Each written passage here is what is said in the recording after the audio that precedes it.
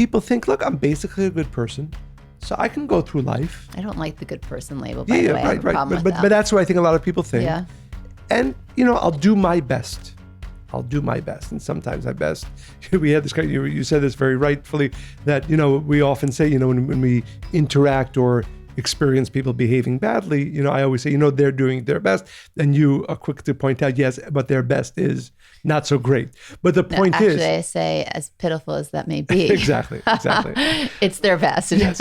But the point is that unless we are constantly aware of this force that resides within us,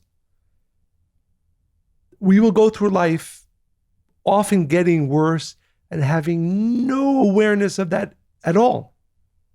And the point, I think the point that we want to awaken within ourselves and our listeners today is, you can't go through life unaware, unbattling this internal voice and force, because what's going to happen is two things which are bad together. One, you won't get better. You might not be a bad person. I never think that, I hope I'm not a bad person, right? But I can behave badly. And I know that even though today in this moment, I like to look at myself and say, I'm a spiritual person. Tomorrow I can wake up and yell at somebody. Why?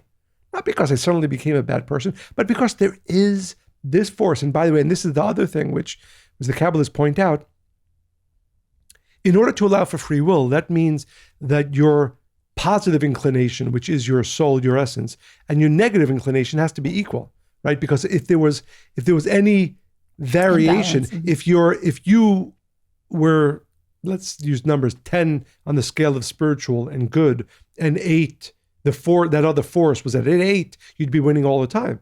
So as you grow, that negative inclination has to grow. And therefore, the Kabbalists actually teach that the more spiritual you are, the more powerful that negative force has to be.